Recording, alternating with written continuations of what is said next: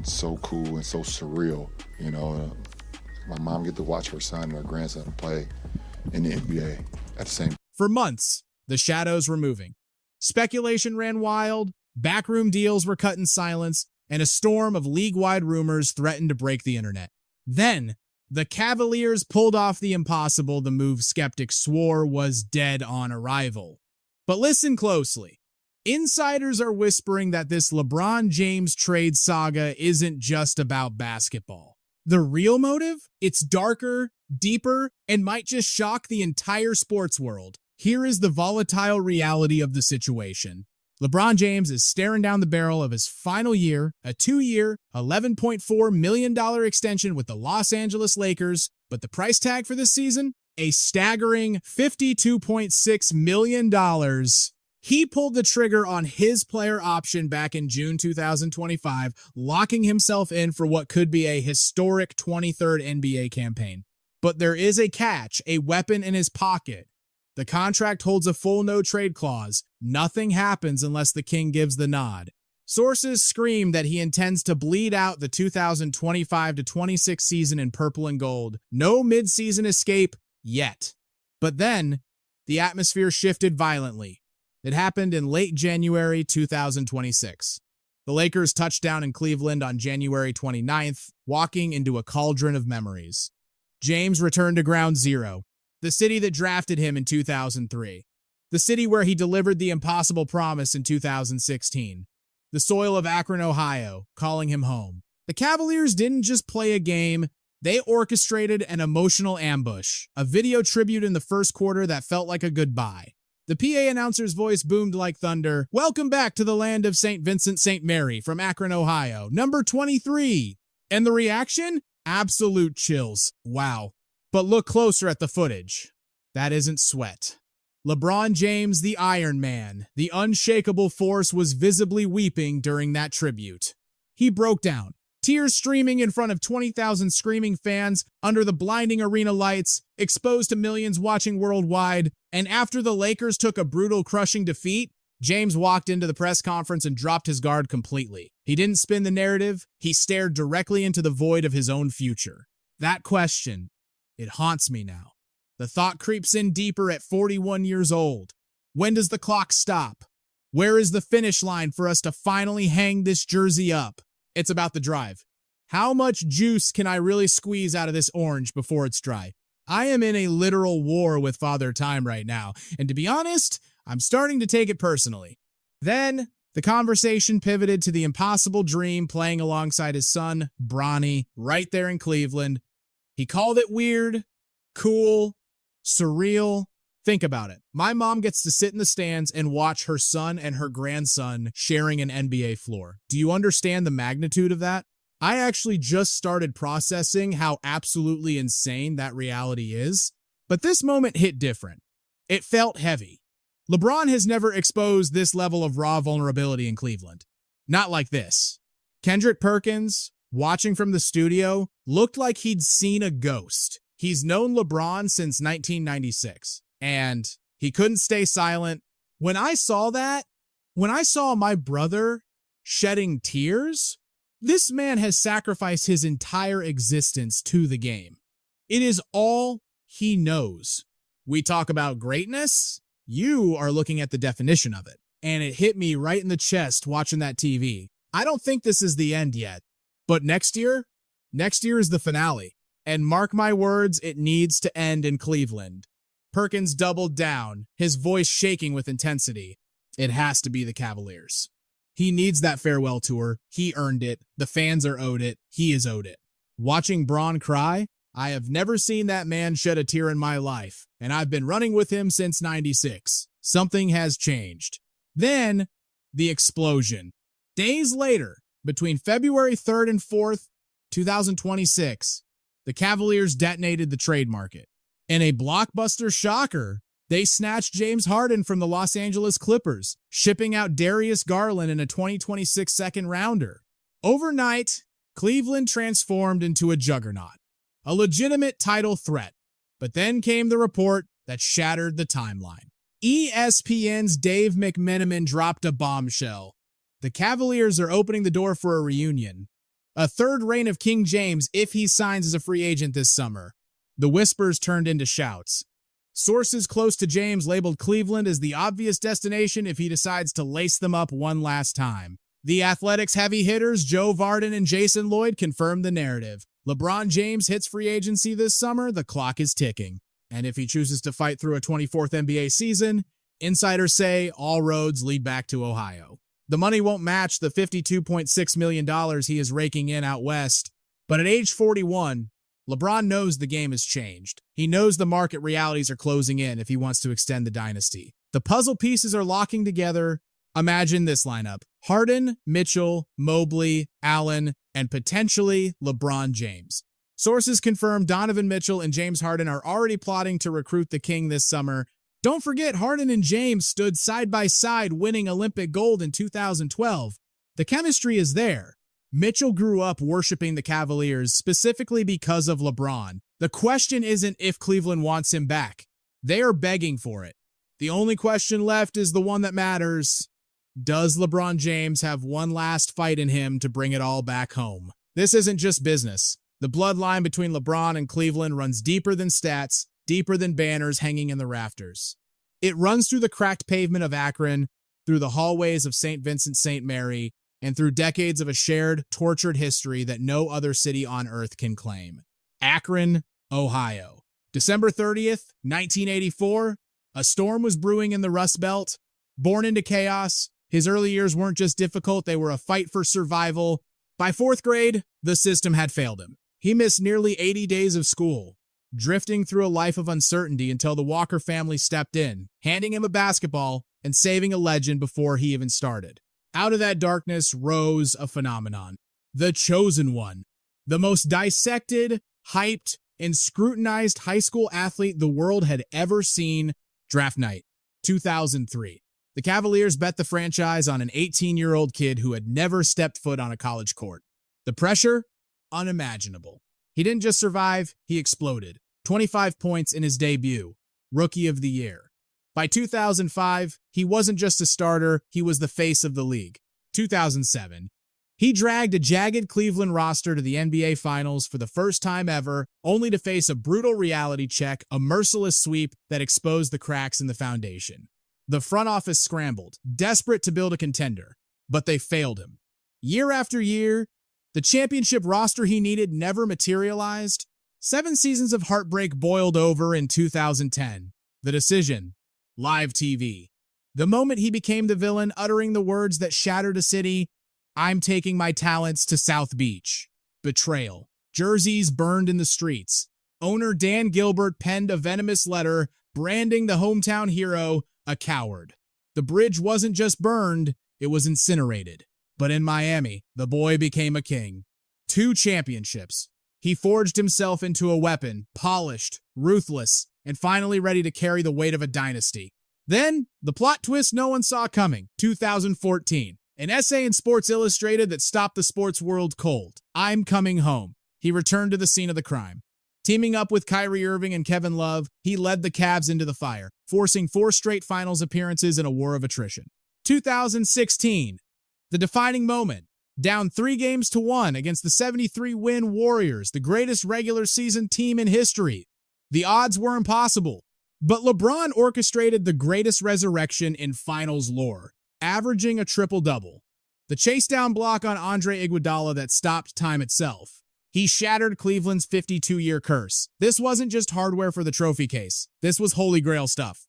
It was pure redemption for LeBron, for Cleveland, for a city that had been punched in the gut for decades and told to stay down. He left again in 2018 for the bright lights of the Lakers. But this time, no jerseys burned. The bond was bulletproof. Flash forward to January 2026, a tribute night that proved some ties can never be severed. As the highlight reel rolled inside Rocket Mortgage Fieldhouse, flashing back to his St. Vincent St. Mary days, the armor finally cracked. The tears fell raw and unscripted in front of 20,000 screaming fans who still claim him as their own flesh and blood.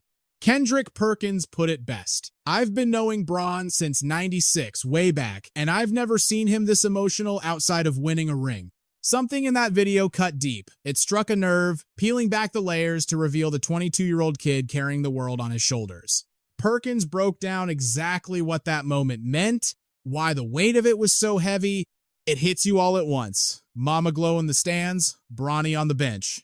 The entire arena chanting your name. It's an avalanche of memories. You lock eyes with the security guards you used to dap up before you were anybody. The arena staff who watched you grow from a youngster into a global icon. They remember LeBron James is Cleveland.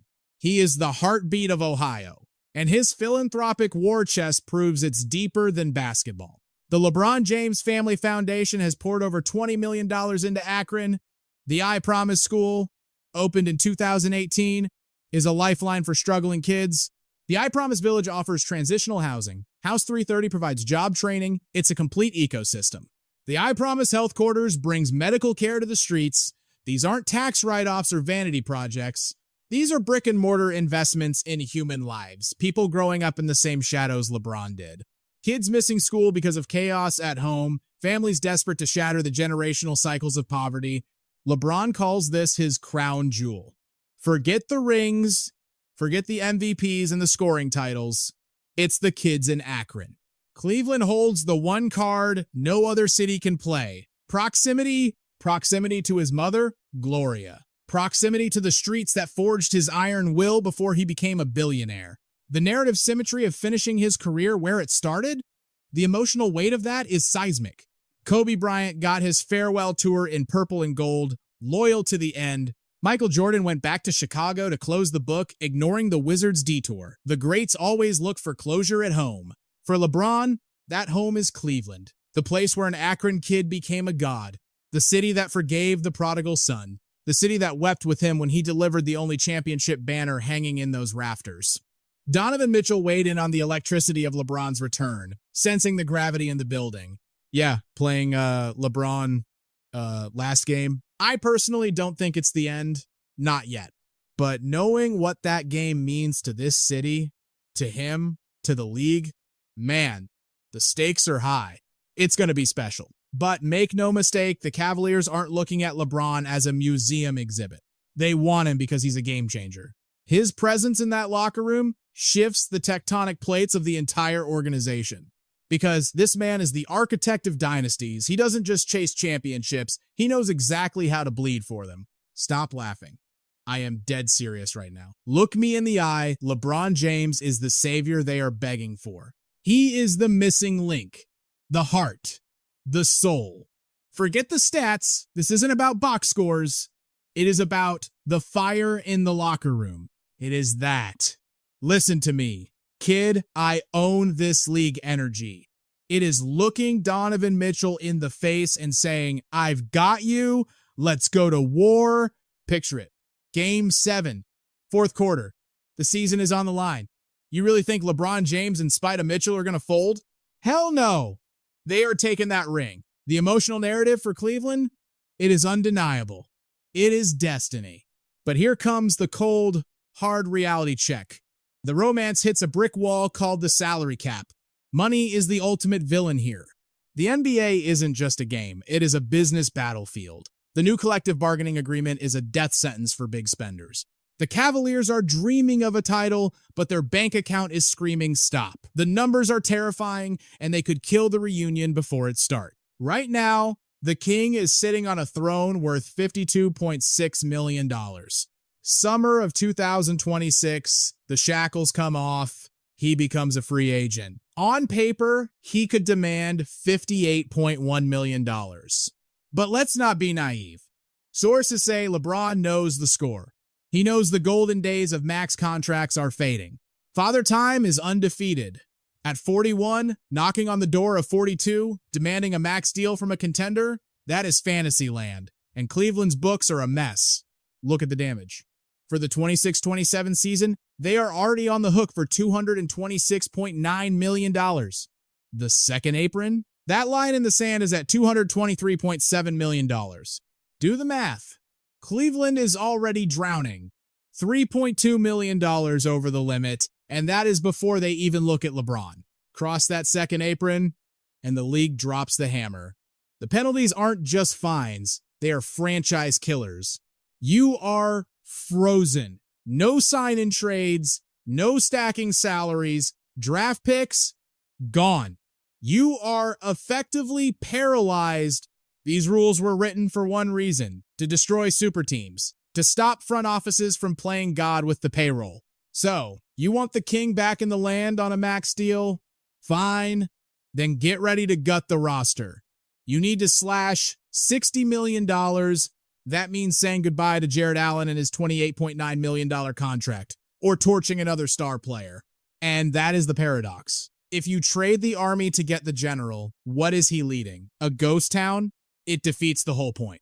So we have to talk about the unthinkable: sacrifice. Brian Toporek from Forbes laid out the only roadmap that doesn't end in disaster. Scenario 1. Cleveland slashes payroll below the first apron of $210.7 million. Then they can slide him $15.1 million. That is the mid-level exception. A massive pay cut. Scenario 2. They stay in the danger zone between the aprons. Now, the offer shrinks to the taxpayer exception just $6.1 million. And the nightmare scenario? They stay over the second apron. Then LeBron has to play for peanuts, the veteran minimum, a flat $3 million. But wait! The front office has been playing 4D chess. Bringing in James Harden for Darius Garland? That move was financial jujitsu. They kept the talent level elite, but started trimming the fat off the luxury tax. It was a calculated gamble. Then they flipped DeAndre Hunter for Dennis Schroeder. That maneuver alone wiped nearly $45 million off the tax bill. They are clearing the runway, but they aren't done. One more bold move could blow the doors wide open. Lonzo Ball's $10 million option? Decline it. Gone. Then there is the beard. Does Harden opt out of his $42.3 million? If he takes a discount to chase a ring, suddenly Cleveland isn't just ducking the apron, they are mocking it. Listen to the noise on the Cleveland airwaves. One analyst broke it down, and it sounds like a revolution. He said, look, you are walking away from $56 million anyway if you want a ring. Whether it is here or LA, the money is gone. You take the pay cut now so we don't have to destroy the team to get you. You tell them, keep the core. I don't need the $56 million. You say, give me 2 years, $70 million? No, I will take 30. Let me keep my squad. Boom. Suddenly, trading Garland for pieces works. I can make that happen. And then he painted a picture of a roster that would terrify the rest of the NBA. Now I am trading 1 for 1. I keep the assets. Imagine this lineup: Lonzo, Mitchell, Hunter, LeBron, Mobley, with Allen coming off the bench. I am playing LeBron at the 3. We go massive, we go bully ball. I have so much flexibility because the king took a discount. The league wouldn't stand a chance. There is one other escape hatch: the sign and trade. The Lakers ship LeBron home. Cleveland sends back salary and picks. But the second apron is a brick wall. It chokes this deal dead in the water. If you are over that line, you cannot trade for a signed player. Period. Cleveland would have to purge salary before they even pick up the phone.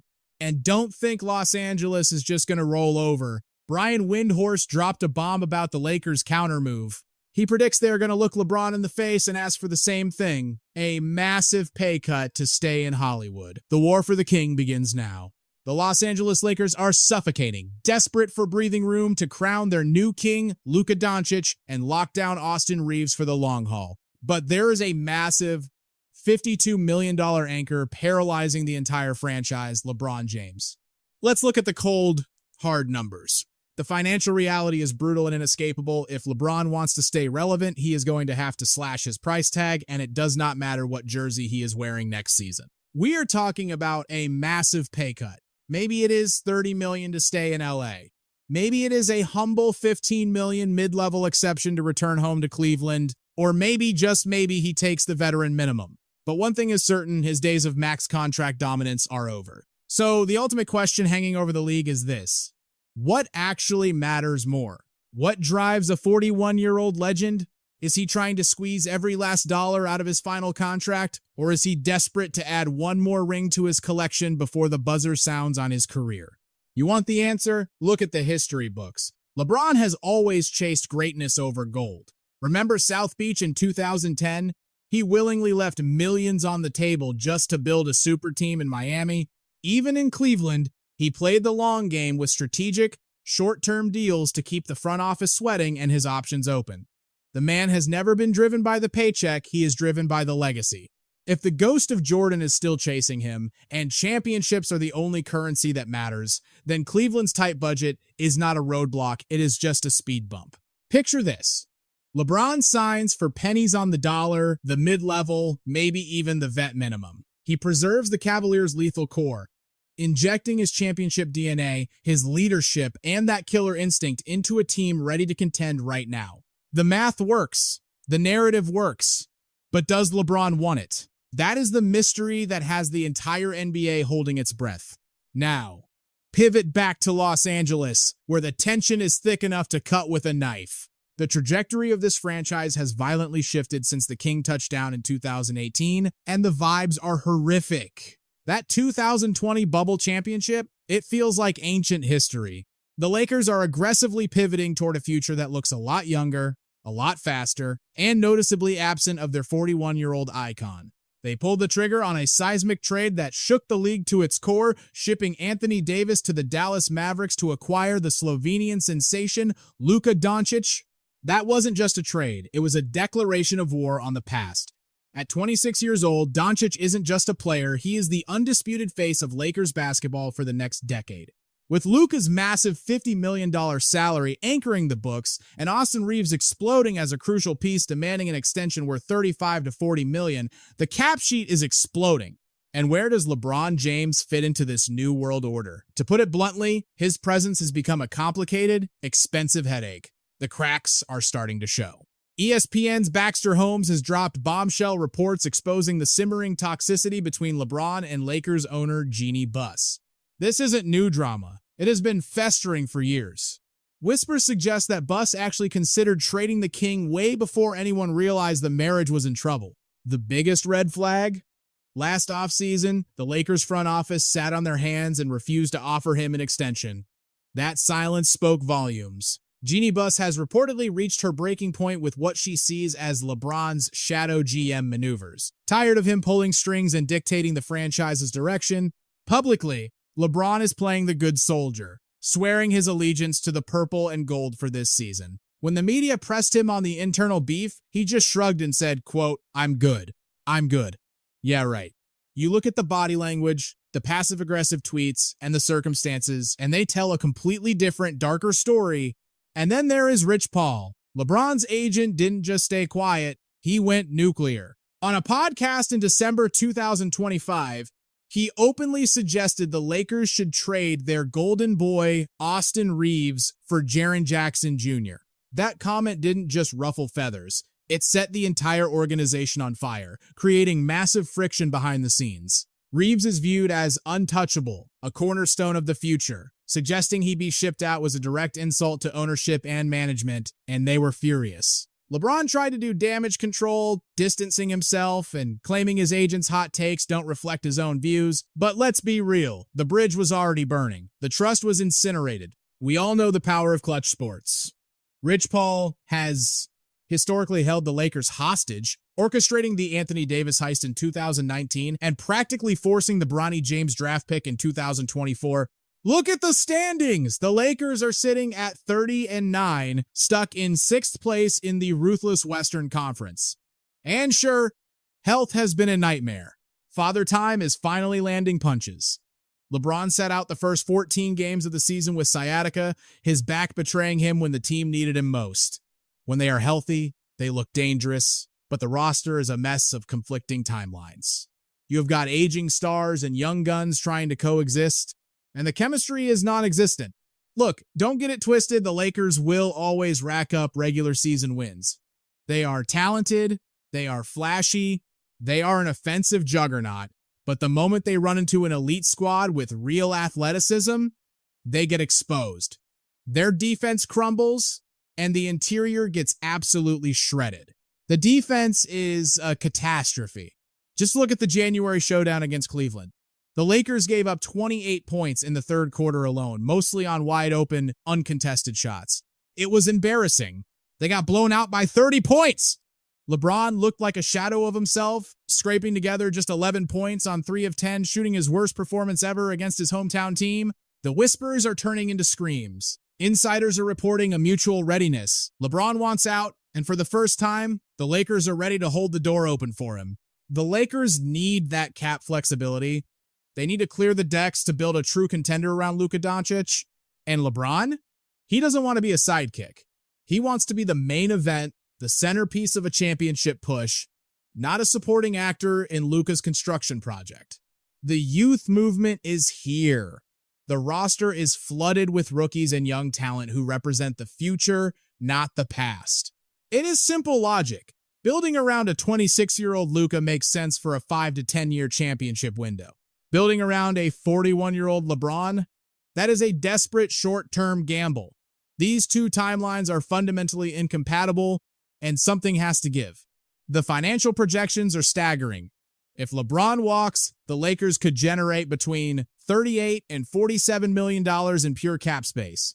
That kind of money makes them the top predator in free agency again. They could surround Luka with lethal weapons, free from the shackles of LeBron's massive contract. From the front office's perspective, it is a harsh truth. LeBron leaving might actually be addition by subtraction. It unleashes their flexibility. But let's not forget what they are losing if he goes. They aren't just losing a player, they are losing the greatest to ever lace them up. It would give them the ultimate power, the ability to engineer a squad built for one ruthless purpose, maximizing a new franchise god. But look at the noise. LeBron's cryptic social media blasts are fueling a media firestorm. Hourglass emojis ticking down, shadowy comments about roster holes. It's brinksmanship. Every single post is a grenade tossed into the front office, sparking headlines that threaten to tear his relationship with ownership completely apart. You called it. You predicted this was the end of the line. And right now, I'm scrambling to find a different angle, but the writing is on the wall.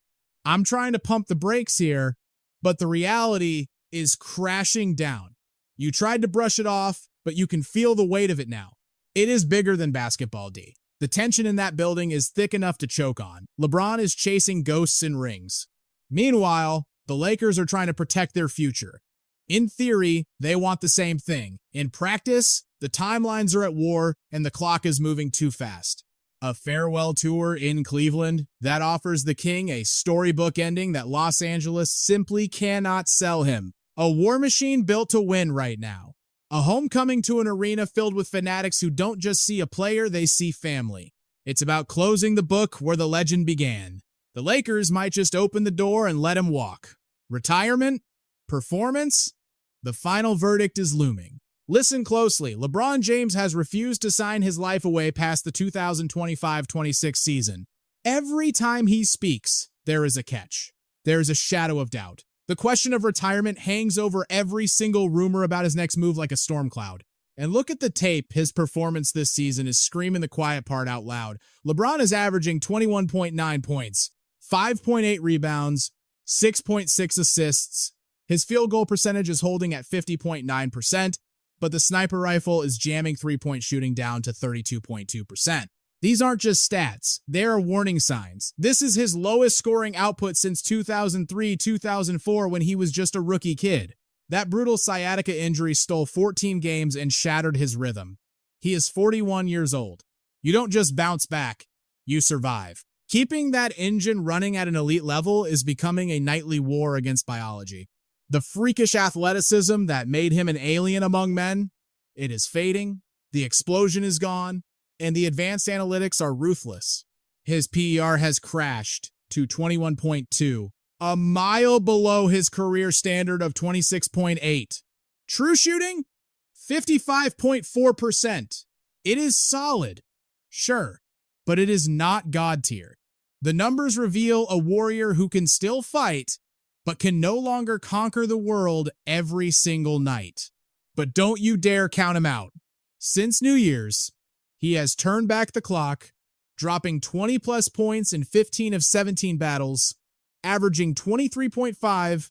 He is doing it efficiently. The burst, the takeover capability, it is still in the chamber. The real question is survival.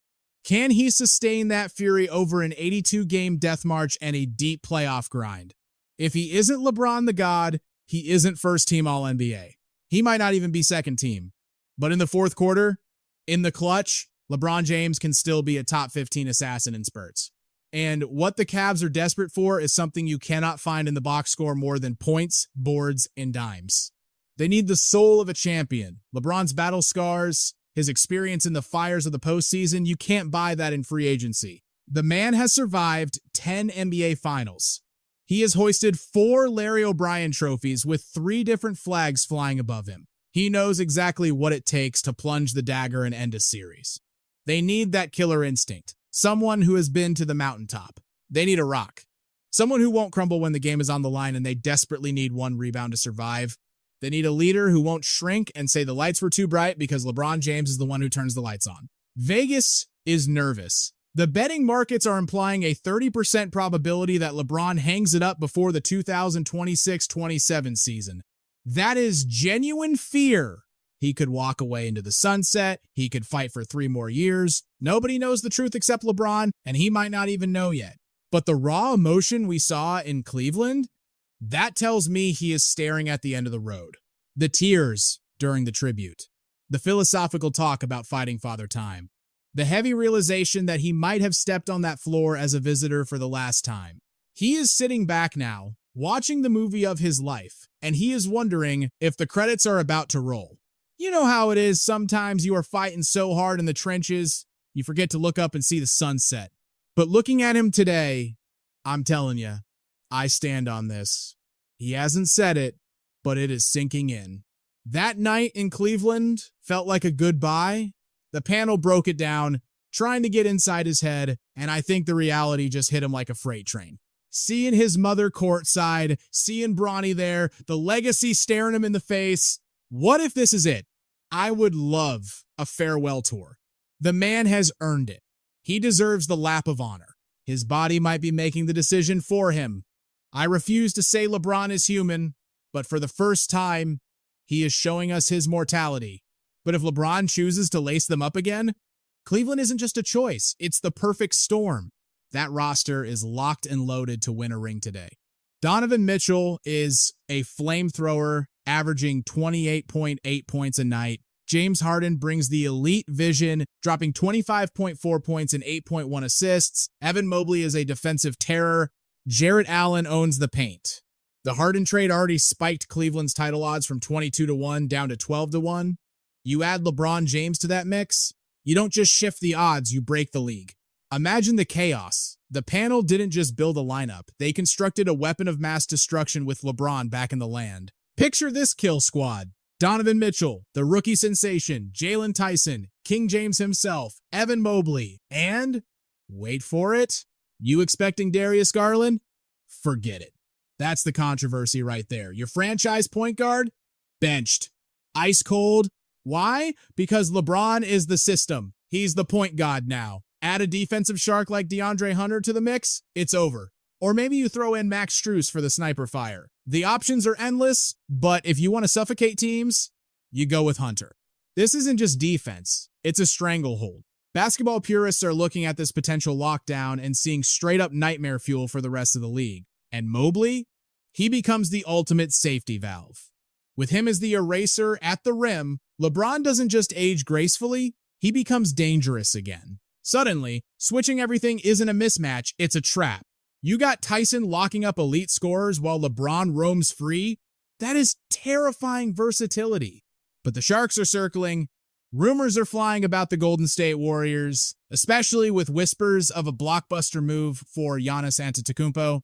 Think about that for a second. LeBron, Curry, Giannis, that's not a team. That's an extinction event for the NBA. The single most overpowering lineup ever assembled. Then you have the New York Knicks dangling the bright lights of Madison Square Garden and a roster hungry for a title right now. But let's be real. The Warriors have rings. New York has the fame. But Cleveland? Cleveland has the one thing money can't buy. Home. And the King holds all the cards. He could walk away today, hang up the sneakers, and go down as the Iron Man of basketball, the greatest longevity myth ever told. He could run it back with the Lakers, fighting for one last chip in the purple and gold, the city that gave him ring number 4. He could chase super team glory in the Bay or become a god in NYC. But going back to Cleveland, that's cinematic. One last ride for the people who bled for him. This wouldn't be a farewell tour. This would be war, a championship run with a squad literally engineered to win it all right now. Ending the story exactly where it began, the skinny kid from Akron returns to finish the job as the undisputed GOAT. You can't write a better script than that. I see Bron suiting up for one more year. It's up in the air. But ask yourself, where does your heart want to see him? Back in the wine and gold? That's the dream scenario. Back in Cleveland, one final season, one last shot at immortality. All the signs are pointing to Northeast Ohio. If he plays past this season, the gravity of that homecoming is impossible to ignore. It's destiny knocking. On the court, it's perfect. The money, they'll move mountains to make it work. The only question left is he ready to come home? The story isn't over yet. Smash one of those cards on your screen to keep following the drama.